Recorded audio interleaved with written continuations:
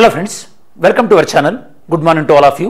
ఈ రోజు వీడియోలో మనం కాన్సెప్ట్ వీడియోలో భాగంగా మనం డిస్కస్ చేయబోయేది ఏంటంటే గోల్డెన్ ఎన్విరాన్మెంటల్ ప్రైజ్ విన్నర్స్. వీటిని యాక్చువల్లీ గ్రీన్ నోబెల్ అని కూడా అంటారు. మనకి గుడ్ న్యూస్ ఏంటంటే ఇండియా నుంచి ఇండియాకి సంబంధించినటువంటి అలోక్ శుక్లా గారికి కూడా ఈ అవార్డు వచ్చింది. తను ఈ అవార్డు రావడానికి మెయిన్గా ఛత్తీస్గఢ్లో ఉన్నటువంటి హసాడియో ఫారెస్ట్ దాని యొక్క కన్జర్వేషన్ కోసం తను ప్రయత్నించడం జరిగింది. ఇలా ప్రపంచవ్యాప్తంగా ఈ యొక్క ఎన్విరాన్మెంట్ పాయింట్ ఆఫ్ వ్యూలో కృషి చేసినటువంటి కొంతమంది వ్యక్తులకి ఈ యొక్క అవార్డును అనౌన్స్ చేశారనమాట. అవార్డు పేరు మళ్ళీ ఒకసారి చూడండి, గోల్డ్మ్యాన్ ఎన్విరాన్మెంటల్ ప్రైజ్ విన్నర్స్. దీన్ని మనం గ్రీన్ నోబెల్ అని కూడా అంటుంటాం.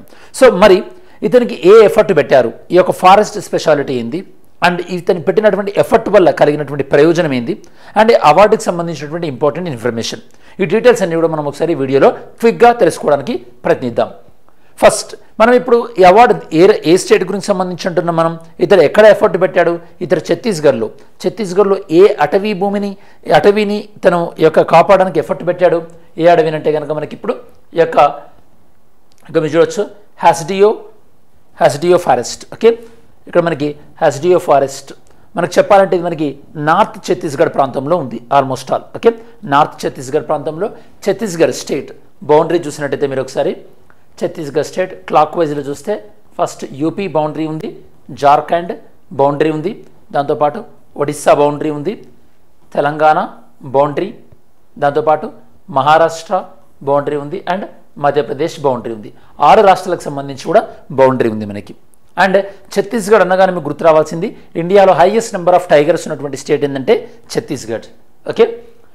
నెక్స్ట్ అండ్ ఛత్తీస్గఢ్ అనేది ఇదివరకు మధ్యప్రదేశ్ నుంచి విడిపోయింది. మధ్యప్రదేశ్లో ఉండేది. మధ్యప్రదేశ్లో 2000 ఇయర్లో ఛత్తీస్గఢ్ విడిపోయింది. ఛత్తీస్గఢ్ క్యాపిటల్ వచ్చేసి మనకి రాయ్పూర్. అండ్ ఛత్తీస్గఢ్లో మనకి ఈ యొక్క అంటే ఐరన్ అండ్ స్టీల్ ఫ్యాక్టరీస్ ఎక్కువగా ఉంటాయి.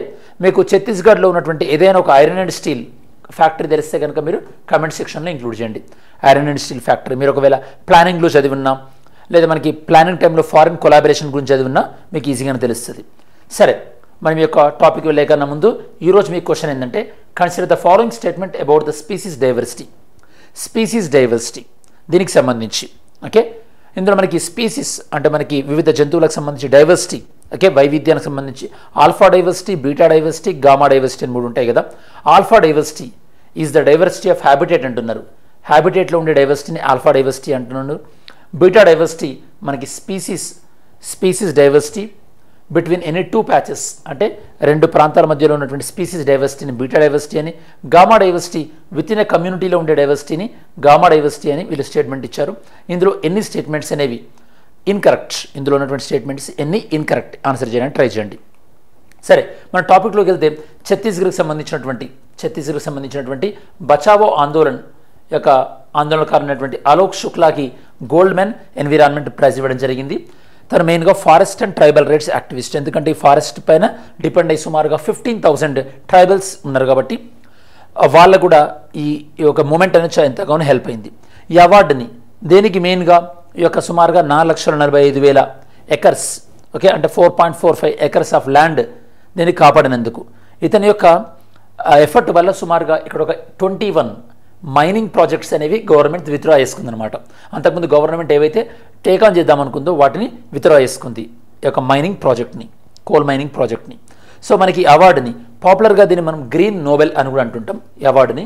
అలానే దిస్ ప్రైజ్ రికగ్నైజెస్, ఇది ప్రధానంగా మనకి ఎన్విరాన్మెంట్ విషయంలో ఎఫర్ట్ పెట్టేటటువంటి అందరు వ్యక్తులు అన్ని కాంటినెంట్స్ లైక్ మనకి ఆఫ్రికా, ఏషియా, యూరప్, మనకి అలానే ఐలాండ్స్ ఎవరుంటే కనుక ఆస్ట్రేలియా, న్యూజిలాండ్ అలాంటిది, north Africa, south and central Africa, ఇలా అన్ని కాంటినెంట్లో కూడా ఎవరైతే కనుక ఈ యొక్క ఎన్విరాన్మెంట్ పాయింట్ ఆఫ్ వ్యూలో ఫారెస్ట్ని ప్రొటెక్ట్ చేయడంలో ఎఫర్ట్స్ పెడతారో వాళ్ళకి అవార్డు ఇస్తుంటారు. ఈ యొక్క ప్రైజ్ని మనకి ఎస్టాబ్లిష్ అయింది 1989లో. దీన్ని ఎస్టాబ్లిష్ చేసింది శాన్ ఫ్రాన్సిస్కో సివిల్ లీడర్స్, అక్కడ ఉన్నటువంటి కొంతమంది లీడర్స్, అలానే ఫిలాంథ్రోపిస్ట్స్ అయినటువంటి రిచర్డ్ అండ్ రోడా గోల్డ్మ్యాన్ వీళ్ళు అవార్డుని ఎస్టాబ్లిష్ చేశారు. కాబట్టి దీనికి గోల్డ్మ్యాన్ ఎన్విరాన్మెంటల్ ప్రైజ్ అనే అవార్డు వచ్చిందనమాట. మరి ఇతను చేసినటువంటి ఎఫర్ట్స్ వల్ల ఈ యొక్క 21 ప్రాజెక్ట్స్ అనేవి ఆగిపోయినాయి. ఈ హసాడియో ఫారెస్ట్ యొక్క ఇంపార్టెన్స్ ఏందనేది మనం చెప్తాం. ఈ యొక్క హసాడియో ఫారెస్ట్ దీన్ని ప్రొటెక్ట్ చేయడానికి కాపాడే క్రమంలో ఇతరు ఏర్పాటు చేసినటువంటి ఆర్గనైజేషన్ సంస్థ పేరింది హసాడియో అరణ్య బచావో సంఘర్ష్ సమితి. హసాడియో అరణ్య బచావో సంఘర్ష్ సమితి ఈ యొక్క సమితిని ఈ యొక్క ఆర్గనైజేషన్ ఏర్పాటు చేయడం జరిగింది.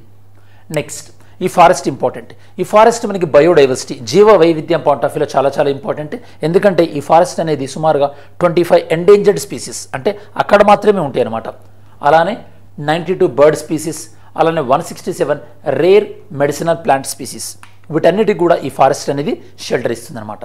ట్రైబల్స్, ఈ ఫారెస్ట్ పైన సుమారుగా మనకి ఒక 15,000 ట్రైబల్ ఫ్యామిలీస్ అనేవి డిపెండ్ అయి ఉన్నాయి ఈ ఫారెస్ట్ పైన.